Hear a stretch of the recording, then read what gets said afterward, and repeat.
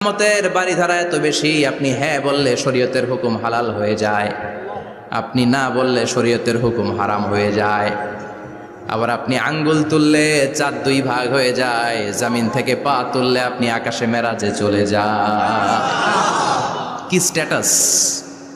Could you imagine কি status আল্লাহ ওনাকে দিয়েছে। উনি হ্যাঁ বললে এটা হালাল, কারণ কোনটা হালাল কোনটা হারাম এটা ওনার কাছ থেকে জেনেছে। উনি যদি বলে ইয়েস, করতে পারবেন আপনারা, হালাল, কোটি কোটি মানুষের জন্য পারমিসিবল, লিগাল।